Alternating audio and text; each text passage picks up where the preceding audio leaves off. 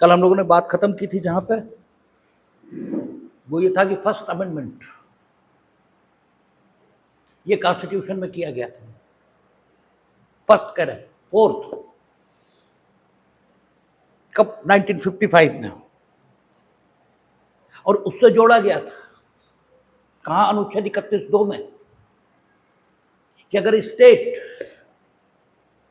क्या कर रहा है, आवश्यक रूप से अधिग्रहण कर रहा है किसी की प्राइवेट प्रॉपर्टी का, या आवश्यक रूप से मांग कर रहा है किसी की प्राइवेट प्रॉपर्टी का,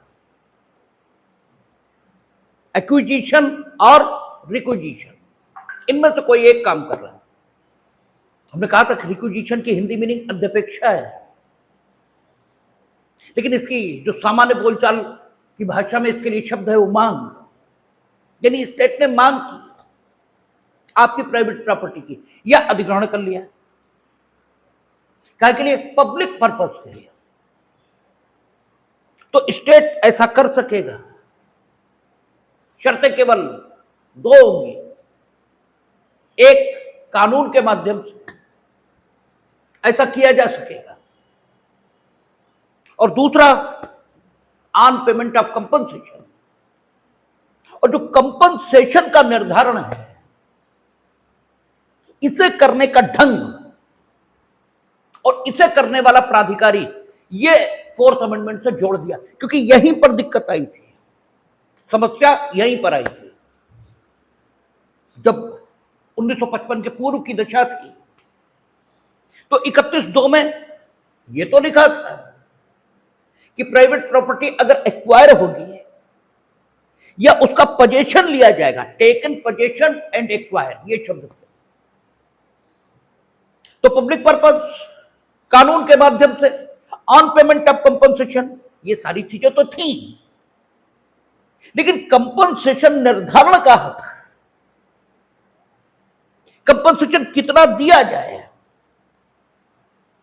इसको तय करने का हक, ये किसको है? ये बात नहीं लिखी थी, केवल इतना लिखा था कि कंपनसेशन देना होगा। फाइनली कंपनसेशन, अंतिम रूप से प्रतिकर, इसे निर्धारित करने का हक किसका होगा, ये वहां था ही नहीं बिफोर फोर्थ अमेंडमेंट। और कंपनसेशन इस शब्द से पहले कोई विशेषण, जस्ट, रीजनेबल, एडिकेट, ये लगे हुए नहीं, केवल कंपनसेशन ये शब्द था। कंपनसेशन देने का तरीका ये क्या होगा, कैश दिया जाएगा, पार्टली कैश और पार्टली बॉन्ड, जो कि भविष्य में कैश कराए जा सके इस रूप में दिया जाएगा, एक किस्त में दिया जाएगा या कई किस्तों में दिया जा सकेगा, एडवांस देना होगा या बाद में भी दिया जा सकेगा। जैसे आज आप देखते हैं उन्होंने कहा सड़क बननी है तो भूमि का अधिग्रहण पहले होगा,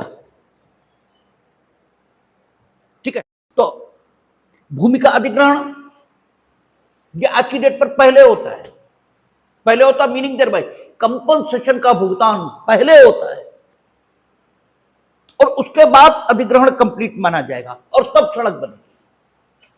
मीनिंग देयर बाय कि कंपनसेशन के भुगतान का समय क्या होगा, ये कुछ भी अनुच्छेद 31(2) में बिफोर 1955 लिखा ही नहीं था, ठीक है ना। और इसी कारण हमने कल चर्चा की थी आप लोगों से कि माननीय उच्चतम न्यायालय ने पहली चीज तो ये कही है, एक गोपालन की अप्रोच से अलग हटकर, कि अनुच्छेद 31 में 31(1), 31(2) दोनों शामिल हैं, वो अलग अलग नहीं है। आप ऐसा नहीं कर सकते कि तुम कंप्लीटली यानी परमानेंटली पोजेशन ले प्रॉपर्टी का या फिर परमानेंटली उसे अधिग्रहित करें, केवल तब कंपनसेशन का भुगतान करें। आप अगर किसी भी ढंग से कितने भी समय के लिए किसी भी प्रकार की प्रॉपर्टी लेंगे तो आपको कानून के माध्यम से लेनी है और कंपनसेशन का भुगतान करना है, जबकि सरकार इसके खिलाफ बोल रही थी। सरकार का कहना था कि ना, अगर संपत्ति का ऐसा प्रकार जो कब्जे में लिया ही नहीं जा सकता, ठीक है ना, ये जिसका परमानेंट अधिग्रहण हमने नहीं किया है, तो उसे कानून के प्राधिकार से तो हमें लेना है, लेकिन कंपनसेशन के भुगतान की शर्त नहीं है, ऐसा सरकार का कहना था। क्योंकि उन्होंने शोलापुर जो स्पिनिंग एंड वीविंग कंपनी के मामले में बीमार औद्योगिक इकाई थी, उसका मैनेजमेंट अपने हाथों में लिया था, ठीक है ना, और मैनेजमेंट को संपत्ति निर्धारित किया गया था, ठीक है ना, और सरकार का कहना था कि हम परमानेंट तो लिए नहीं,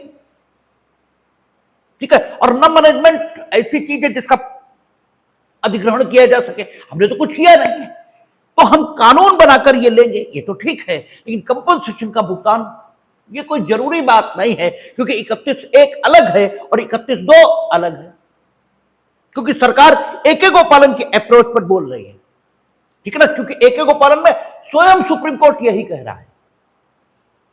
लेकिन यहां जब इशू प्रॉपर्टी का आया तो सुप्रीम कोर्ट की अप्रोच डिफरेंट दिख रही है,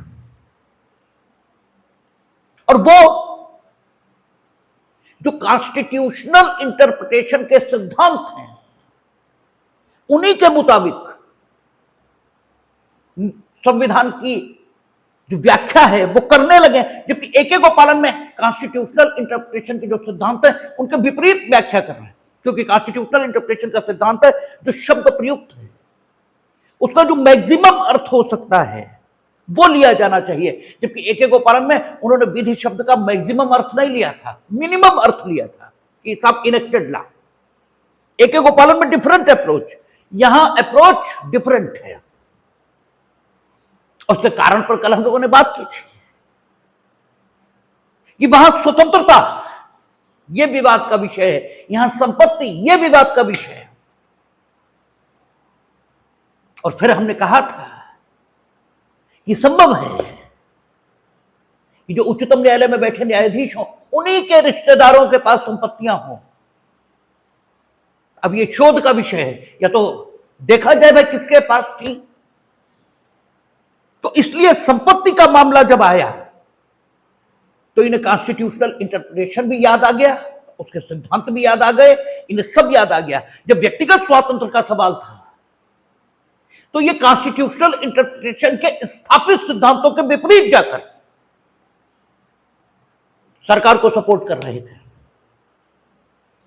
और उसके बाद पुनः जब आपातकाल लगा और जब इन्हें लगा कि किसी की स्वतंत्रता सीमित, ठीक है, सुरक्षित नहीं रहेगी, क्योंकि श्रीमती इंदिरा गांधी जैसे तानाशाह देश के शासक हो सकते हैं, तो फिर इन्हें याद आ गए कॉन्स्टिट्यूशनल इंटरप्रिटेशन के सारे सिद्धांत, और एके गोपालन में जो इन्होंने सब डिस्कार्ड कर दिया था वो सब मेनका गांधी में मान लिया 1978 में। तो कल इस पर हम लोग बात कर चुके हैं। लेकिन एक बात तय थी, वो ये कि 31(2) में ये नहीं लिखा है कि कंपनसेशन के भुगतान का ढंग क्या होगा, कंपनसेशन फाइनली निर्धारित कौन करेगा और किन दशाओं में कंपनसेशन देना होगा। और इसी के कारण से सुप्रीम कोर्ट ने यह कहा कि कंपनसेशन का मतलब जस्ट कंपनसेशन यही होता है। और इसलिए अगर आप किसी की भी प्रॉपर्टी ले रहे हैं तो प्रॉपर्टी के जो कीमत है प्रॉपर्टी की उसके जस्ट इक्विवेलेंट, उसके ठीक समान यह कंपनसेशन आपको देना होगा। आप अगर कम कंपनसेशन निर्धारित कर रहे हैं जो जस्ट इक्विवेलेंट नहीं है तो आपने कंपनसेशन दिया है यह कहा ही नहीं जा सकता। और दूसरी चीज कि 31(1) 31(2) अलग नहीं है। अगर आप संपत्ति का अधिग्रहण किसी भी प्रकार से कर रहे हैं जो परमानेंटली टेकन पोजीशन या अधिग्रहण की सूरत का नहीं भी है तो भी आपको कानून के माध्यम से करना होगा और कंपनसेशन देना होगा, क्योंकि 31 1 और 2 दोनों से मिलकर बनता है। वो म्यूचुअली एक्सक्लूसिव नहीं है, वो अलग अलग नहीं है, ठीक है ना। अब सरकार के सामने जो दिक्कत थी वो ये थी कि चलो इंडस्ट्रियल यूनिट, उसका मैनेजमेंट वो अगर हमने लिया है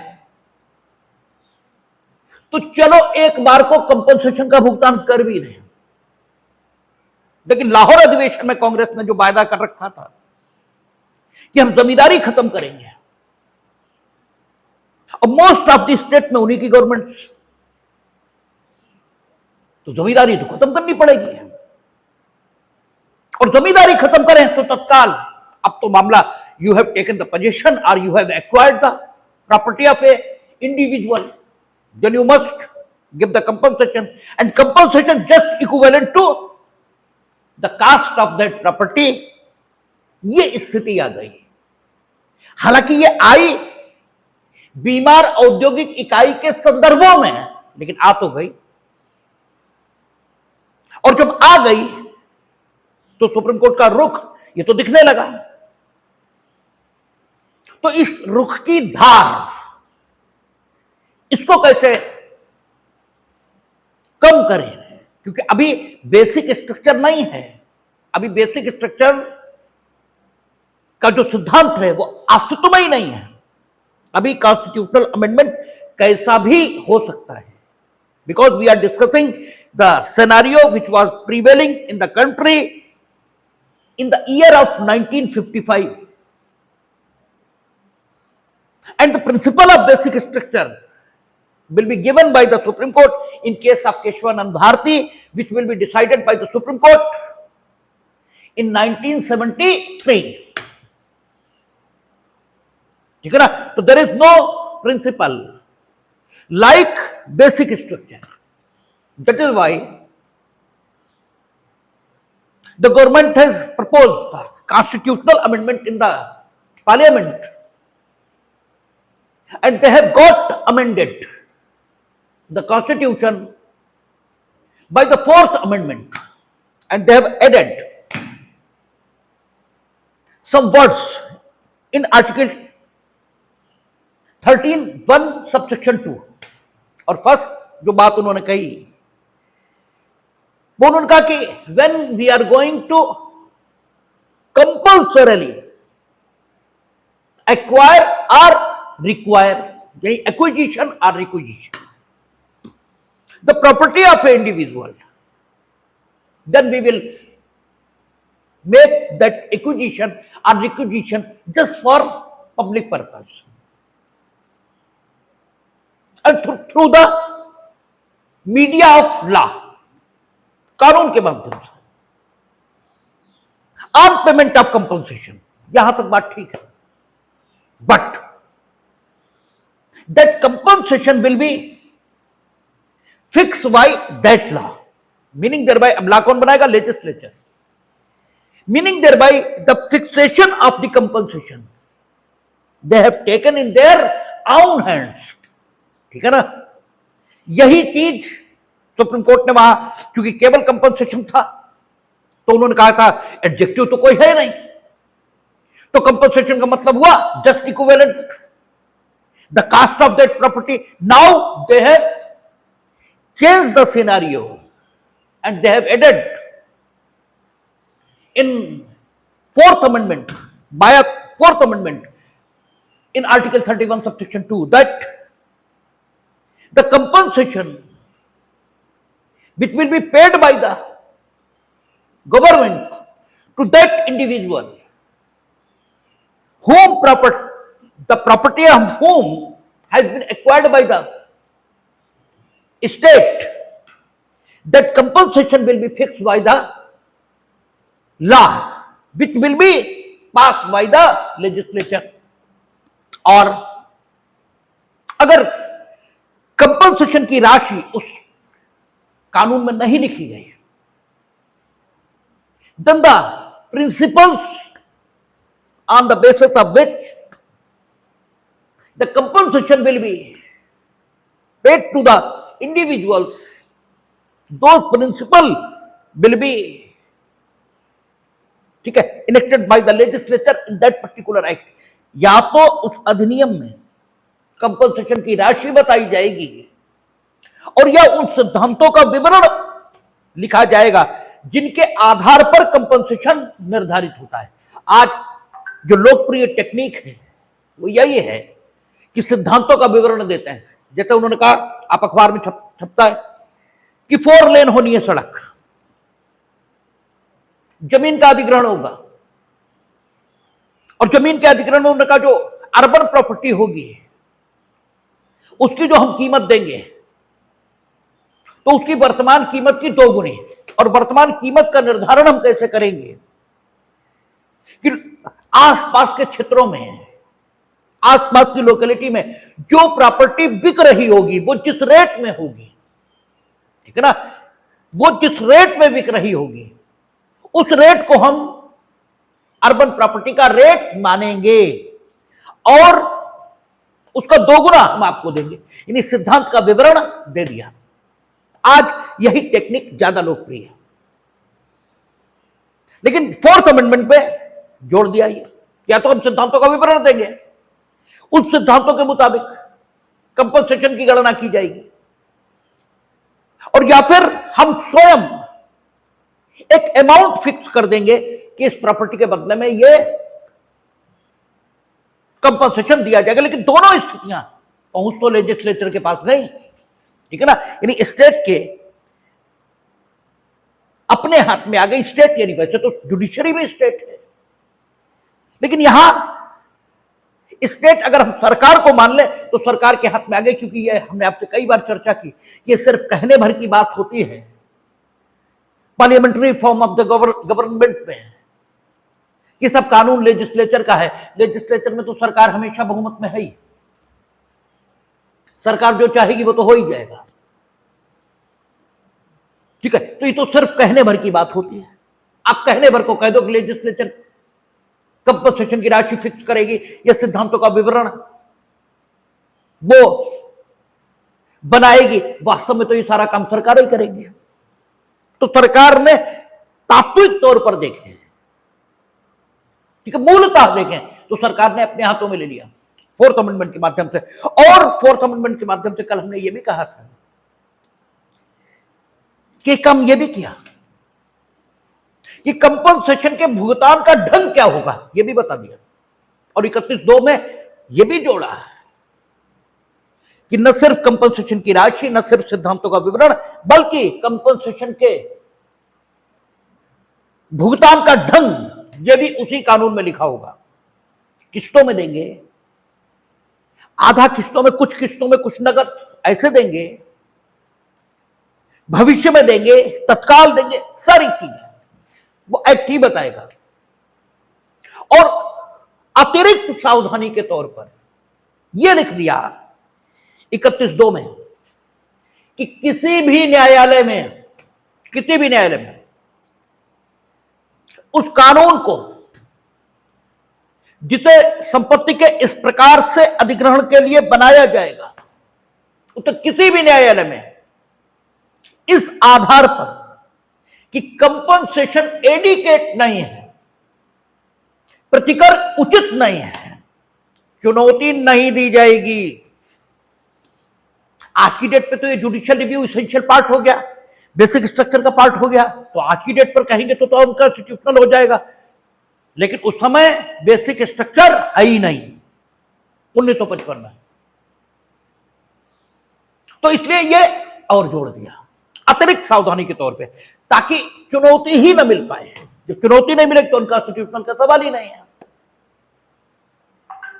अब मसला और यही नहीं रुके, हमने कल भी चर्चा की थी कि 2A और जोड़ा, 2 में 31(1), 31(2) और 31(2) में 2A और जोड़ा,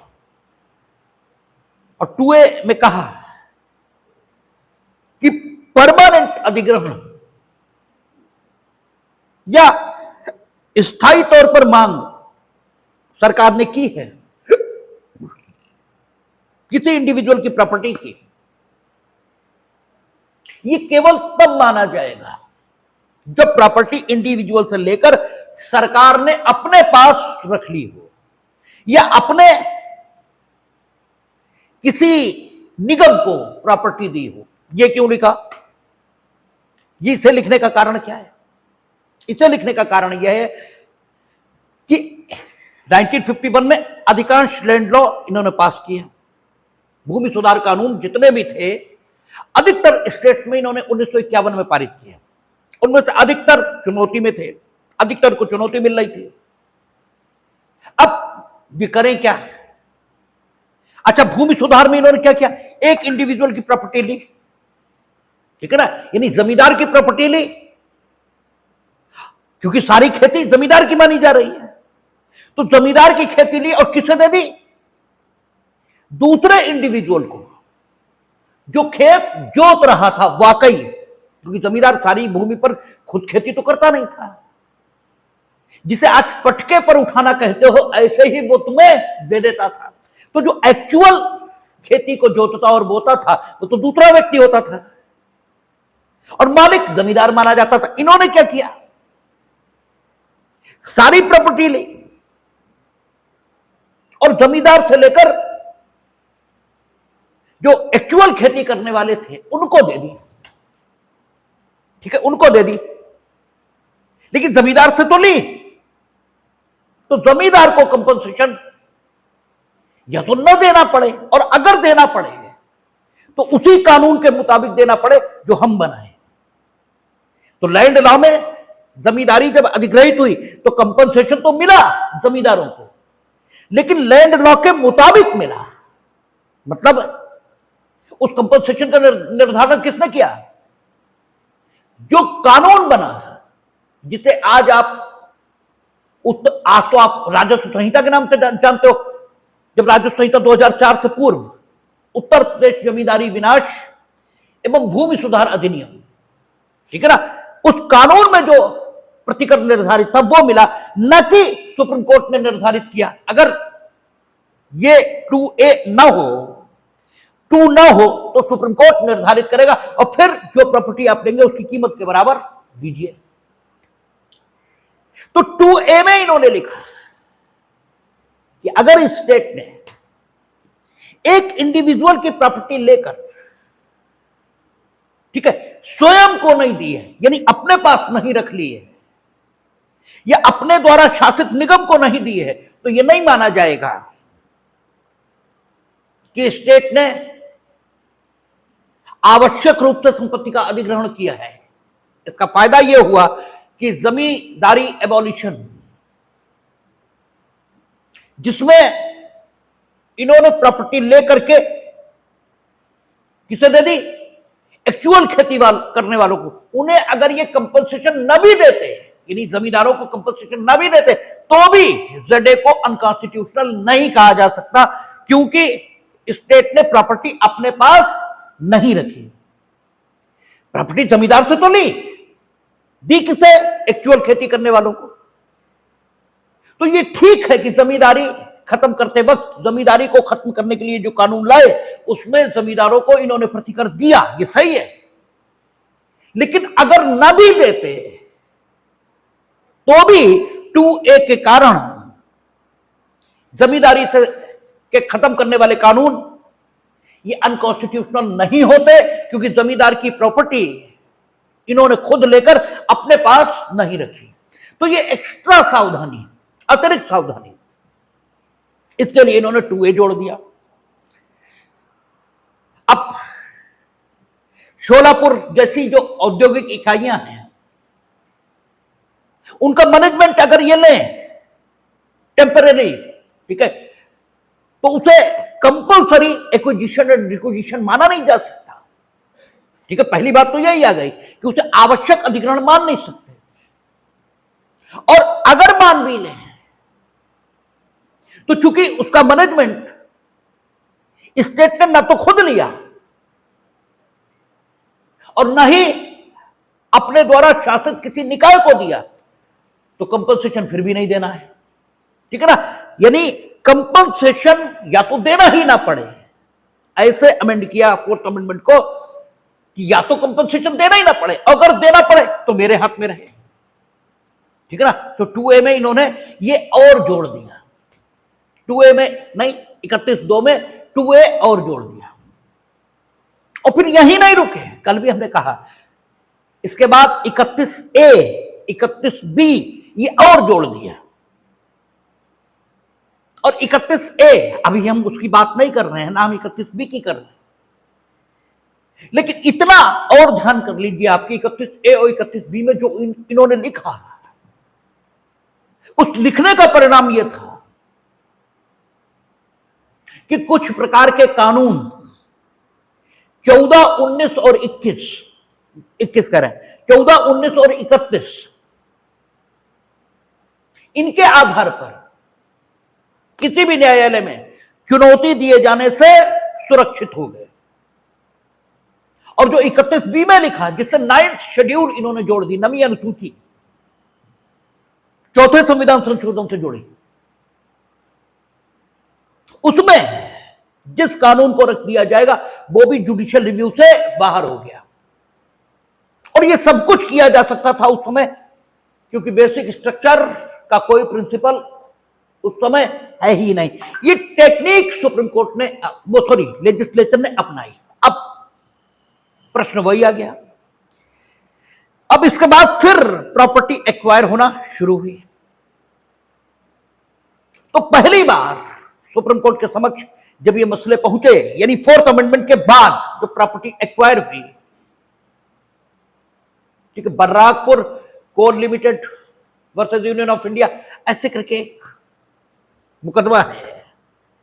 क्योंकि ये कॉन्स्टिट्यूशनल हिस्ट्री है जिसे 301 को समझने के लिए समझना पड़ता है, इसलिए इन मुकदमों को बहुत ज्यादा हमने भी ध्यान नहीं किया है। लेकिन हाँ है एक मुकदमा Barrackpore coal limited versus union of India ऐसे करके है। उसमें फोर्थ अमेंडमेंट के बाद प्रॉपर्टी एक्वायर की गई, तो कोर्ट ने लेजिस्लेचर की भावना के अनुरूप फैसला दिया। ठीक है, लेजिस्लेचर ने यह कहा, पंडित नेहरू ने भाषण दिया था जब फोर्थ अमेंडमेंट लाए पार्लियामेंट में कि कंपनसेशन अधिग्रहण की अगर प्रॉपर्टी किसी इंडिविजुअल की जाए तो कंपनसेशन इसे विधायिका को निर्धारित करना चाहिए, ऐसी बात संविधान सभा में आई थी। ये पंडित नेहरू ने कहा पार्लियामेंट में। लेकिन जो संविधान बनकर आया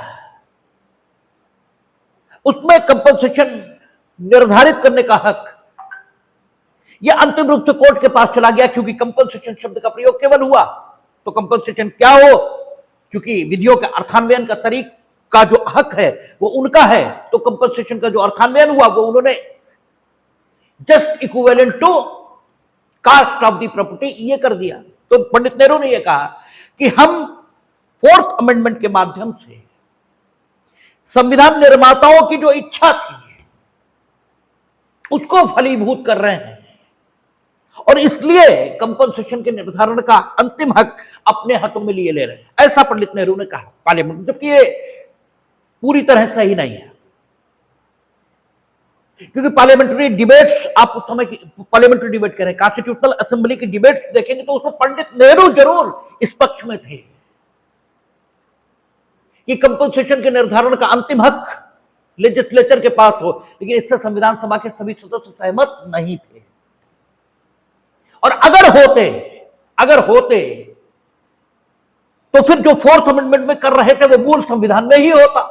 अगर सभी सहमत होते तो फिर वो बात मूल संविधान में होती ना, नहीं थी। तो पंडित नेहरू की बात पूरी तरह सही नहीं थी। अच्छा चलिए, सही भी है तो आप कंपनसेशन के निर्धारण का हक अपने हाथ में लेते हैं। ये 31A और 31B जोड़ने की क्या जरूरत कि कुछ प्रकार के कानूनों को 14, 19 और 31 के आधार पर न्यायालय में चुनौती ही नहीं मिलेगी, ये जोड़ने की क्या जरूरत, ठीक है ना। इसका मतलब यह हुआ कि आप मनमानी कर रहे थे, ठीक है ना। जो आज आप आरोप लगाते हैं सरकारों पर, यह आप पहले दिन कर रहे थे। आप मनमानी कर रहे थे, इसके अलावा कुछ नहीं कर रहे थे, अच्छे अच्छे शब्दों का प्रयोग कर रहे थे, कर मनमानी रहे थे। लेकिन हुआ, फोर्थ अमेंडमेंट तो हो ही गया। अब आपने मनमानी की और उसके परिणाम अच्छे आ गए, लेकिन इससे आप अच्छे तो साबित नहीं हुए। वो कहते ना, नाक कटी और मुंह बन गया। ठीक है, नाक की सर्जरी कराना ही चाहते थे, कटवाना ही चाहते थे, वो किसी ने बाई चांस काट दी, तो काट दी तो आपका तो फायदा ही हुआ, लेकिन इससे नाक काटने वाला ठीक थोड़ी हो गया। कहते रपट पड़े तो हर गंगा। ठीक है, गंगा में रपट गए, गंगा स्नान हो गया, लेकिन आप गंगा स्नान करना चाहते थे, ये तो नहीं था। तो इन संशोधनों से जमींदारी खत्म हुई, ये सही है, इनका फायदा हुआ देश को। ठीक है, सुप्रीम कोर्ट के अप्रोच तत्कालीन समय में ठीक नहीं थी। ये यूं कहें कि एक जगह व्यक्तिगत स्वातंत्र का जब सवाल है तो तुम कॉन्स्टिट्यूशनल इंटरप्रिटेशन के सिद्धांतों के विपरीत चल रहे हो, जब संपत्ति का सवाल है तो तुम कॉन्स्टिट्यूशनल इंटरप्रिटेशन के सिद्धांतों के अनुकूल चल रहे हो। तो सब कुछ गड़बड़ ही चल रहा था। तो जो कुछ हुआ उसका परिणाम सुखद था।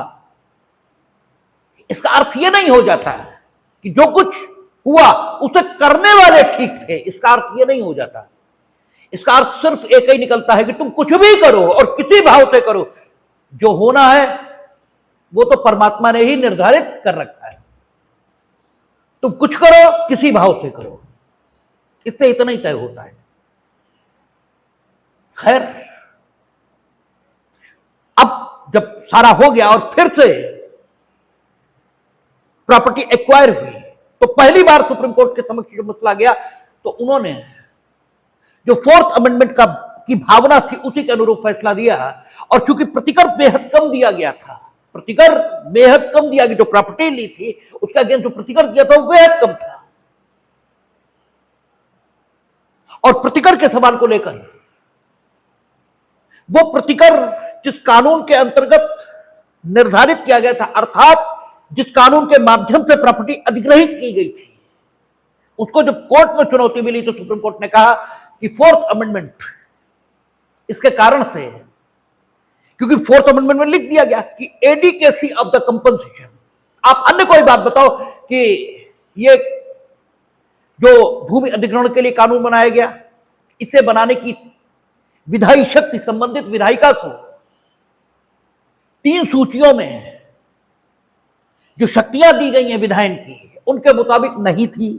आप अन्य कोई बात कहो तो हम आपकी बात सुनने को राजी हैं, लेकिन अगर आप ये कहते हो कि ये एडिकेट कंपनसेशन की व्यवस्था नहीं करता, इसलिए ये कानून असंवैधानिक है, तो अब हम फोर्थ अमेंडमेंट के बाद इस आधार पर कि एडिकेट कंपनसेशन की व्यवस्था ये कानून नहीं करता, इसलिए इसको अनकॉन्स्टिट्यूशनल करने में असमर्थ हो गए हैं।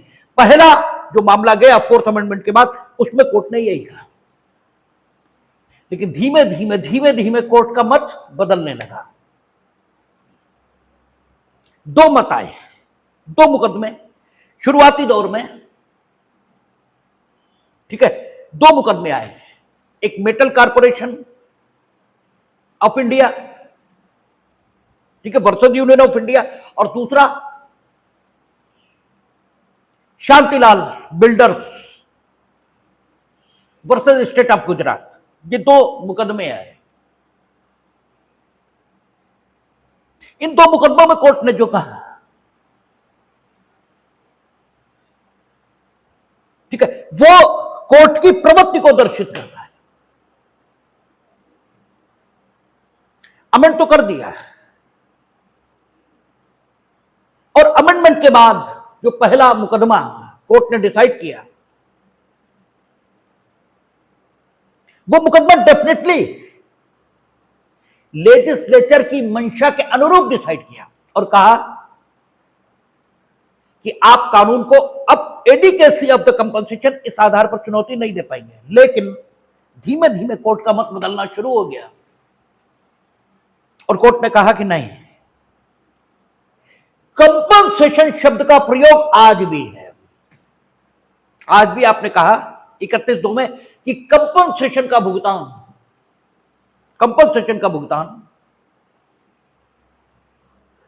किससे होगा? कानून से होगा, ठीक है ना, कानून से होगा कंपनसेशन का भुगतान। और वो कानून कौन बनाएगा?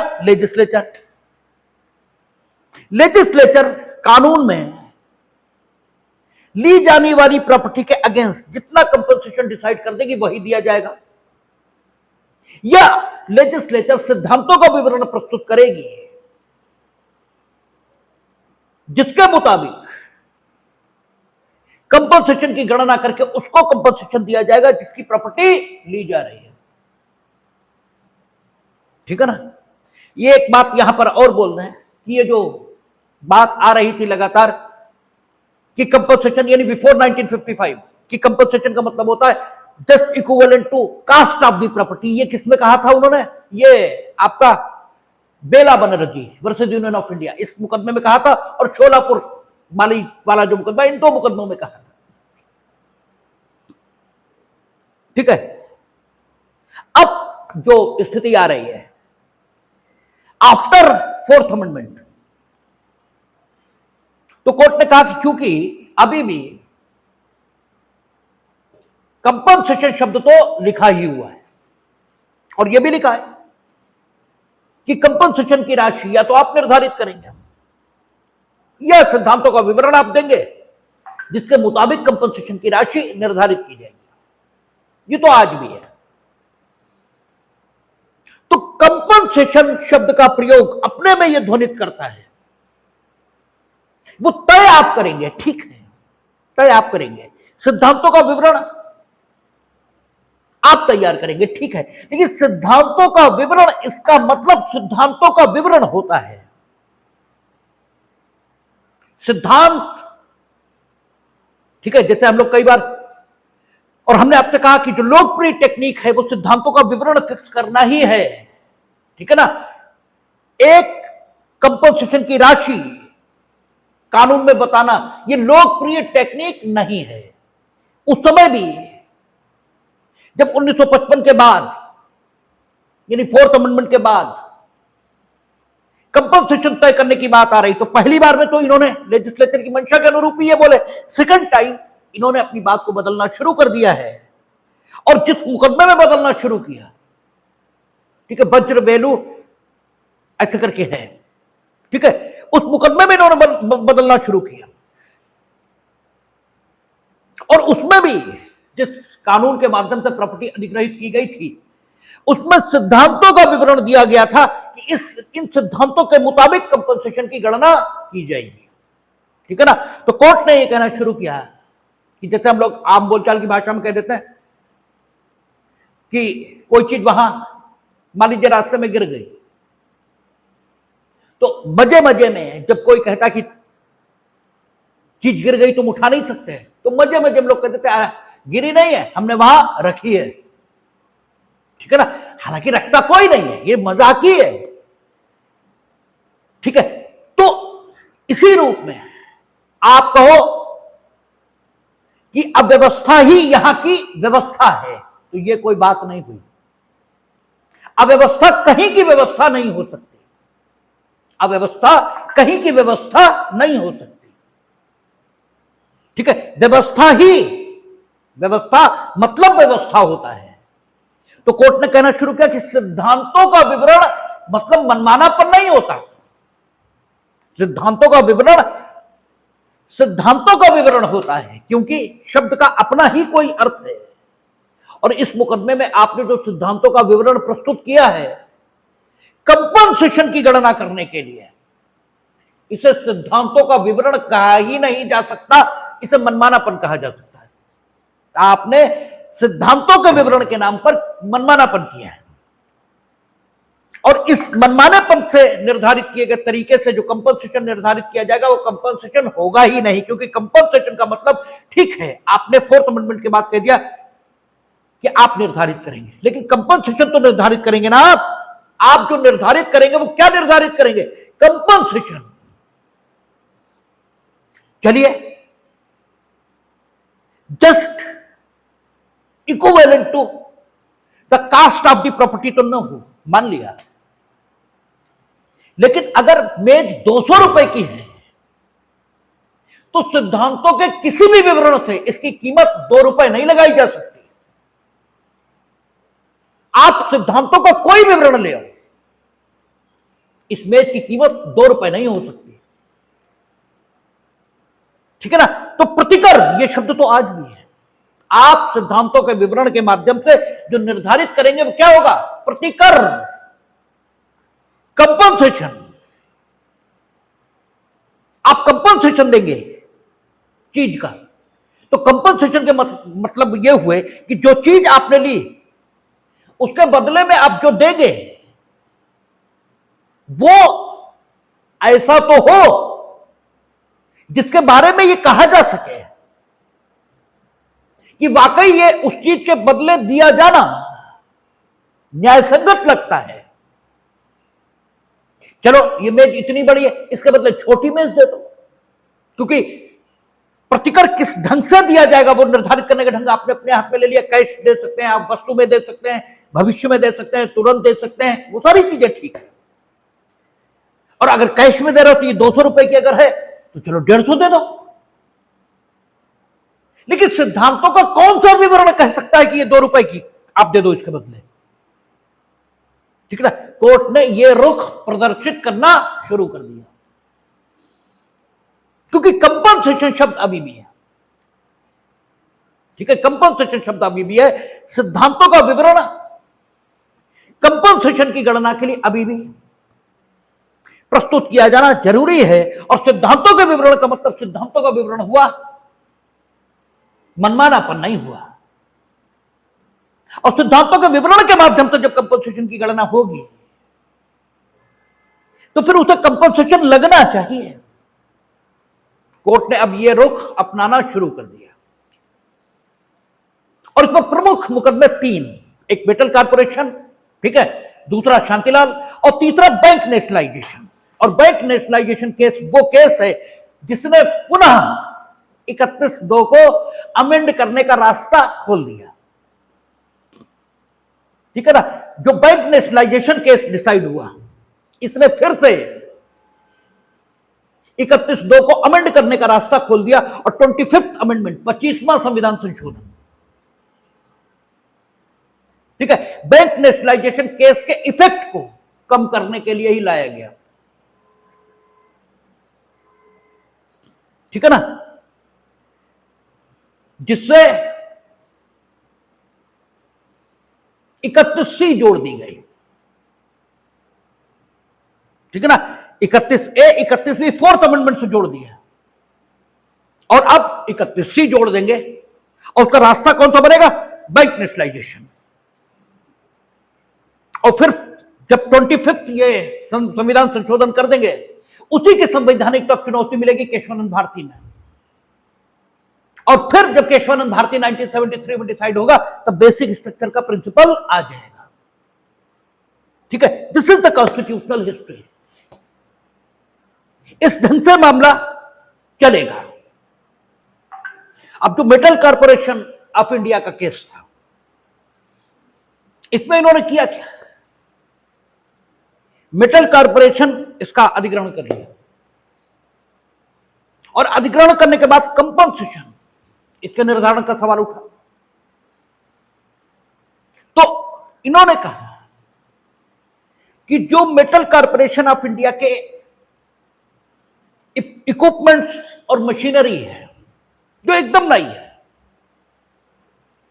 उसे तो हम रेट टू रेट कंपनसेशन के लिए स्वीकार करेंगे, उसका रेट जैसा है नए का वही देंगे।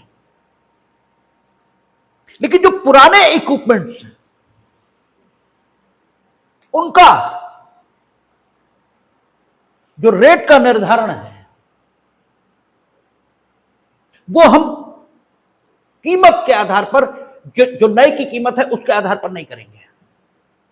किस आधार पर किया ये हमें ध्यान नहीं रह गया, वो बहुत मटेरियल भी नहीं है, ठीक है ना, क्योंकि कोर्ट जिस रीजनिंग पर चल रहा है, ये जिस रीजनिंग पर चल रहा है as a student of law, हमारे लिए वो महत्व की बात है। कोर्ट ने कहा था कि सिद्धांतों का विवरण, कंपनसेशन के निर्धारण के लिए सिद्धांतों का विवरण होना चाहिए, ये मनमानापन नहीं, मनमानेपन से निर्धारित कंपनसेशन नहीं होना चाहिए, क्योंकि कंपनसेशन निर्धारित करने के लिए आपने सिद्धांतों का विवरण जो बनाया। तो पहली चीज, 200 रुपए की चीज 2 रुपए की नहीं हो सकती, और दूसरी चीज एक और है, इसको यही समझ लेना चाहिए, बड़ी उपयोगी सिद्ध होगी। संपत्तियां अलग अलग प्रकार की होती हैं, संपत्तियां एक प्रकार की नहीं होती, और प्रत्येक प्रकार की संपत्ति की कीमत अलग कारण से होती है, ठीक है ना। हर प्रकार की संपत्ति की कीमत एक आधार पर निर्धारित नहीं की जाती है, ठीक है। मकान, इसकी कीमत सिर्फ इस आधार पर निर्धारित नहीं होगी कि वो मजबूत है या खस्ता हाल है, सिर्फ इस आधार पर नहीं, it may be A consideration, ये एक आधार हो सकता है, लेकिन सिर्फ इसी आधार पर मकान की कीमत निर्धारित नहीं हो सकती। मकान की सिचुएशन कहां है, वो शमशान घाट के बिल्कुल सामने है, रोज चिता जलती हुई दिखाई देती है सुबह उठते ही, उसकी कोई कीमत नहीं होगी, वो कितना भी सुंदर हो, महल हो, कोई नहीं रहेगा उसमें। लोकेशन क्या है मकान की, ठीक है ना, इस पर भी उसकी कीमत होती है। कहते हैं ना, ऑन रोड है मकान, ठीक है। मकान का उपयोग आवासीय या व्यवसायिक दोनों तरह से हो सकता है, कहते हैं ना, इसका कॉमर्शियल यूज भी है, ठीक है। तो मकान के निर्धारण के लिए सिर्फ एक आधार कि वो खस्ता हाल है या अभी मजबूत बना हुआ है, सिर्फ यह आधार नहीं हो सकता, ठीक है ना। फलों की कीमत उनके स्वाद पर निर्भर करेगी, उनकी सूरत पर निर्भर नहीं करेगी। कहते हैं ना, आजकल वो अमरूद आता है, देखने में बड़ा सुंदर लगता है, मार सेब ऐसा होता है, बड़ा बढ़िया पैकिंग, तो खाओ जरा 2 कौड़ी का, ठीक है, कोई मतलब नहीं, ऐसा लगता है भूसा खा रहे हैं, कौन खरीदे उसे। हालांकि पेट भरने के लिए आप खरीद सकते हैं, ठीक है। तो खाद्य पदार्थों की कीमत उनके स्वाद पर निर्भर करती है, ठीक है ना। आपकी मशीनरी की कीमत, आपकी मोटर बाइक है, आपकी कार है, उसकी कीमत डिजाइन पर और आपका वो कहते हैं ना मॉडल पर निर्भर करती है। टेक्नोलॉजी, जैसे आपका लैपटॉप, मोबाइल, इसकी कीमत नवीनतम टेक्नोलॉजी, इसके आधार पर निर्धारित होती है। यानी सिद्धांतों का विवरण अलग अलग संपत्तियों के संबंध में अलग अलग होना चाहिए, एक लाठी से भैंस नहीं आकी जा सकती, ठीक है, नहीं हाकी जा सकती। आपने बैंक नेशनलाइजेशन केस में ये बात आई थी, आपने बैंकों का राष्ट्रीयकरण कर दिया, तो बैंकें तो उससे पहले भी थी, तभी तो उनका राष्ट्रीयकरण किया, नहीं तो क्या खाक का राष्ट्रीयकरण किया। और वो बैंक किसी न किसी बिल्डिंग में संचालित थी। एक बिल्डिंग कनॉट प्लेस में थी और एक बिल्डिंग ग्राम घुसवारी में थी, तो आप दोनों कंपनसेशन एक ही बराबर कर देंगे। कनॉट प्लेस में जो है और जो ग्राम घुसवारी में है, इनका एक ही ढंग से निर्धारित होगा, फिर आप बिल्डिंग का कंपनसेशन क्यों नहीं देंगे, ठीक है ना। और आप सिद्धांतों का जो विवरण प्रस्तुत कर रहे हैं कंपनसेशन की गणना के लिए, उसमें सारी भैंसें आपने एक ही डंडे से हाँक दी। तो इसे सिद्धांतों का विवरण कहा जाए या आपकी धूर्तता का विवरण कहा जाए या आपके मनमानेपन का विवरण कहा जाए, क्या कहा जाए, ये सवाल उठेगा और बस इसे ध्यान में रख लेना है। ये हमने मेटल कॉर्पोरेशन के समय चर्चा कर दी, ये चर्चा ठीक से चलेगी बैंक नेशनलाइजेशन इसमें, ठीक है ना। अब इन्होंने क्या किया, मेटल कॉर्पोरेशन ऑफ इंडिया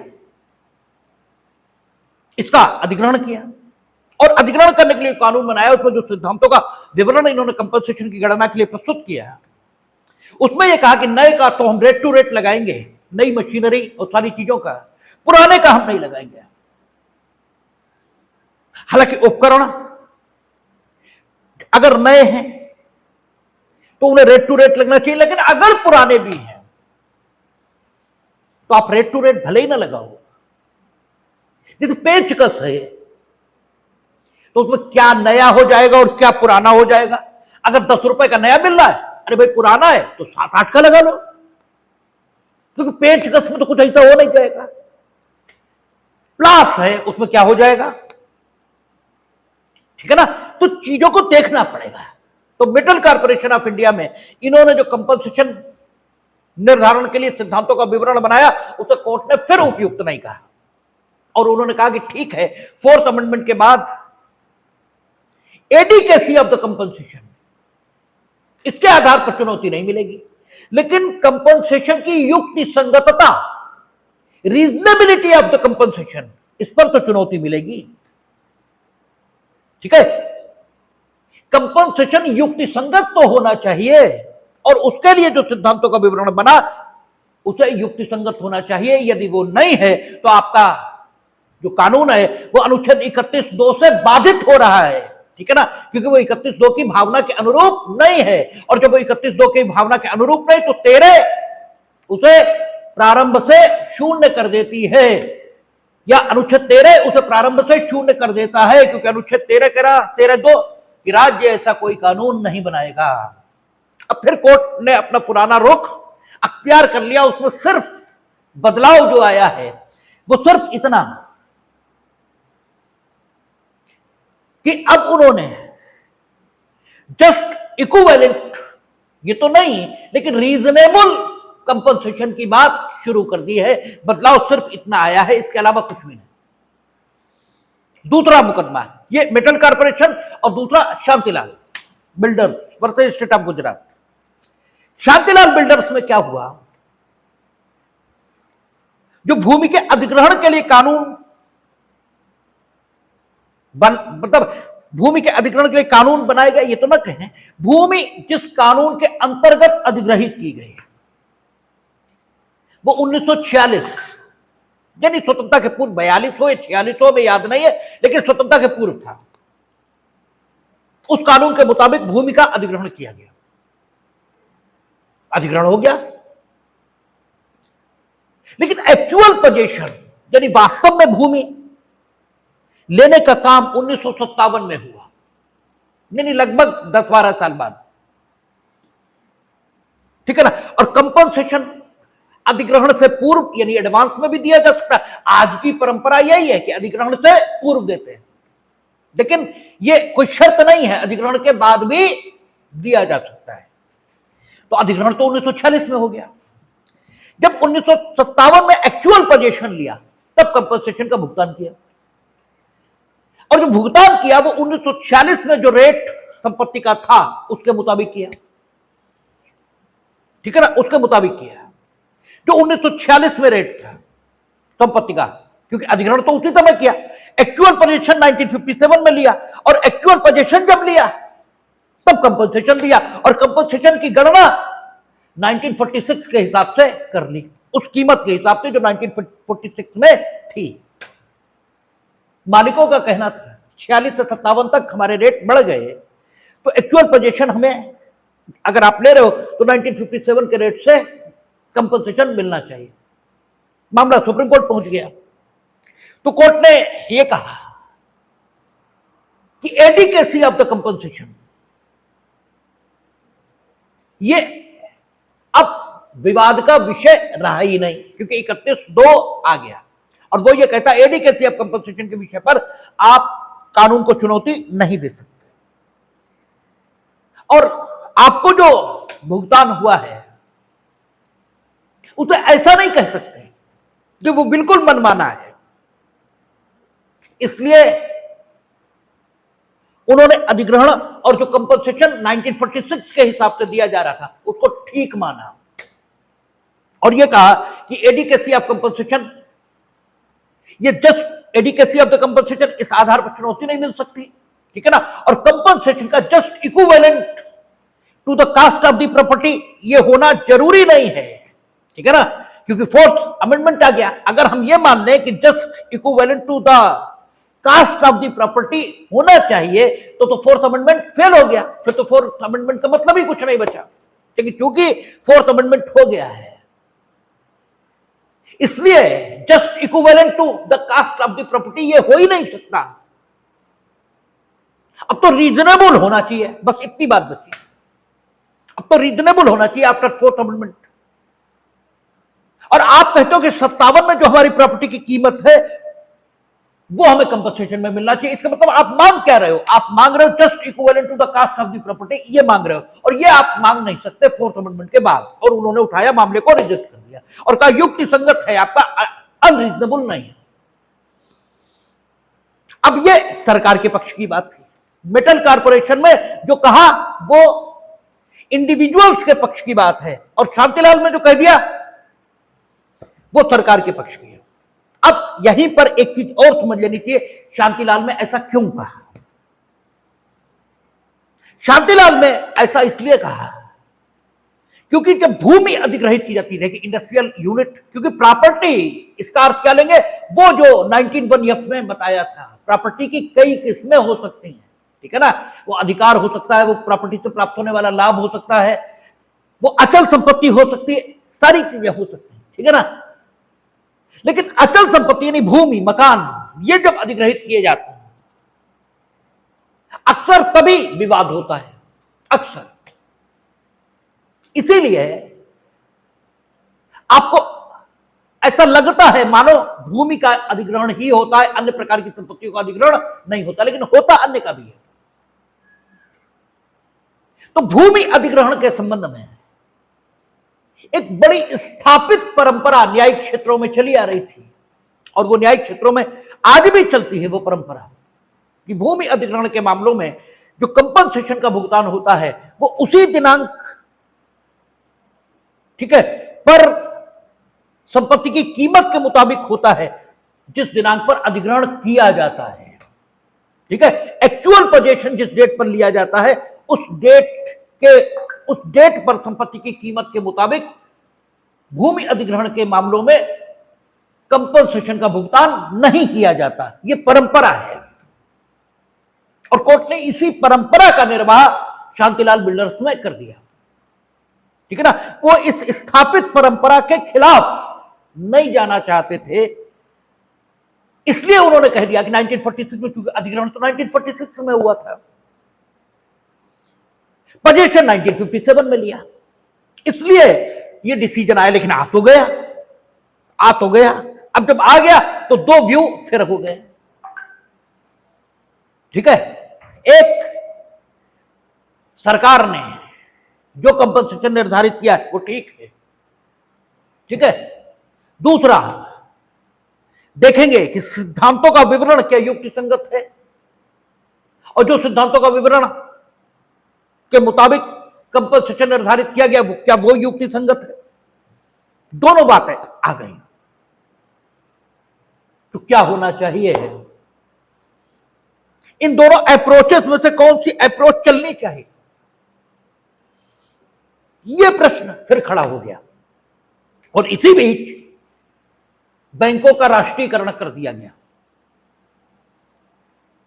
और बैंकों का राष्ट्रीयकरण करने के लिए जो कानून लाया गया उसके माध्यम से न सिर्फ बैंकों का राष्ट्रीयकरण किया गया, बल्कि उसी कानून में बैंक के राष्ट्रीयकरण के बदले उस बैंक के पूर्व मालिक को कंपनसेशन के भुगतान की व्यवस्था, ठीक है, यह भी उसी कानून के माध्यम से की गई, क्योंकि फोर्थ अमेंडमेंट की ताकत लेजिस्लेचर को दे रहा है।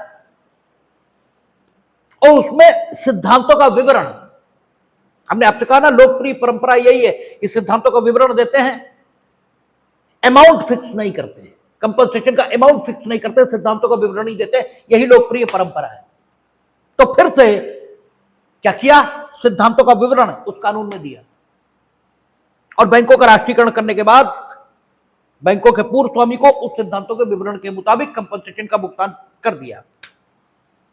मसला कोर्ट में आ गया कि ये सिद्धांतों का विवरण गलत है, ये सिद्धांतों का विवरण आई नहीं, बेकार की बात। और जब सिद्धांतों का विवरण नहीं तो कंपनसेशन इन सिद्धांतों के विवरण के मुताबिक होना चाहिए, तो ये कंपनसेशन सिद्धांतों के विवरण के मुताबिक नहीं है, और चूंकि नहीं है इसलिए कंपनसेशन ही नहीं है। और जब ये कंपनसेशन नहीं है तो अनुच्छेद 31 के विरोध में ये कानून, क्योंकि without payment of compensation you can not acquire और require the property of anybody. ठीक है, it is the primary requirement, that is why the whole exercise of yourself is unconstitutional, and the act under which you are going to perform this exercise, that is also unconstitutional according to the mandate of article 13 subsection 2। ये तर्क दिया गया और मसला supreme court में आ गया। Supreme court ने bank nationalisation case में इस एक्ट को अनकॉन्स्टिट्यूशनल माना और कहा कि सब अनकॉन्स्टिट्यूशनल है, वाकई सिद्धांतों का कोई विवरण नहीं है, बेकार ही है सारा कुछ। ठीक है, हम इसको अनकॉन्स्टिट्यूशनल करते हैं। फिर क्या किया, पार्लियामेंट ने एक लॉ ऑफ वैलिडेशन पारित किया। जब हम आपको विधायी शक्तियां बता रहे थे तब हमने कहा था कि वैलिडेशन एक्ट ये पास करने का हक किसे, केंद्रीय विधायिका को, लेकिन वैलिडेशन एक्ट वो पारित कर सकते हैं ना ये संघ सूची में लिखा है ना राज्य सूची में, तो कौन सी अपनी अवशिष्ट शक्तियों में वो वैलिडेशन एक्ट पारित कर सकते हैं। तो लॉ ऑफ वैलिडेशन पारित हुआ और सिद्धांतों के विवरण को हटाकर पहली बार क्या किया, कंपनसेशन का अमाउंट स्वयं निर्धारित कर दिया कि इतना ही मिलेगा। अब कोई कुछ कह ही नहीं सकता था, क्योंकि फोर्थ अमेंडमेंट ये कहता था कि या तो कंपनसेशन की धनराशि वो बता देंगे, यह सिद्धांतों का विवरण, और फिर उस सिद्धांतों के विवरण के मुताबिक कंपनसेशन होगा।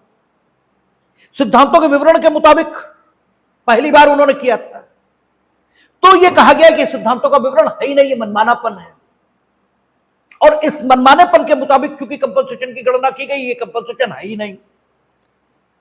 अब लेजिस्लेचर ने लॉ ऑफ वैलिडेशन में दूसरी टेक्निक का इस्तेमाल कर लिया और उन्होंने सीधे सीधे कंपनसेशन खुद निर्धारित कर दिया कि इस यूनिट के बदले 10,000, उस यूनिट के बदले 20,000, उस यूनिट के बदले 2,000, जो भी किया उन्होंने वो कर दिया। ठीक है, अब आप क्या कहोगे, क्योंकि जस्ट इक्विवेलेंट होना चाहिए, ये आप खुद ही कह चुके कि नहीं है स्थिति, ये आप तो खुद ही कह चुके फोर्थ अमेंडमेंट के बाद कि जस्ट इक्विवेलेंट आज का कानून नहीं बचा, रीजनेबल होना चाहिए, ये आज की डेट पर है। अब ये जो धनराशि आई ये अनरीजनेबल है, इसे साबित कर पाना बड़ा कठिन था, कैसे साबित किया जाए, इसलिए लॉ ऑफ वैलिडेशन जो इन्होंने पारित किया उसके मुताबिक कोर्ट डिसीजन के बावजूद बैंकों का राष्ट्रीयकरण हो गया। ठीक है ना, लेकिन लेजिस्लेचर के मन में एक कांटा फिर गड़ गया। ठीक है, फिर कांटा गड़ गया कि ये तो फिर गड़बड़ हो गई, रोज फिर झंझट होगा। अब 1971 में चूंकि श्रीमती इंदिरा गांधी थी, अब आ गया 25वां संविधान संशोधन, और उन्होंने क्या किया, 31(2) में सब शब्द वही रहने दिए, सब शब्द वही रहने दिए, जहां जहां कंपनसेशन था वहां वहां अमाउंट ले आए कि लेजिस्लेचर उस अमाउंट के बदले जो अमाउंट सिद्धांतों के विवरण के मुताबिक निर्धारित किया जाएगा उस अमाउंट को देगी। कंपनसेशन शब्द ही गायब कर दिया, क्योंकि कंपनसेशन से ही गड़बड़ हो रही थी।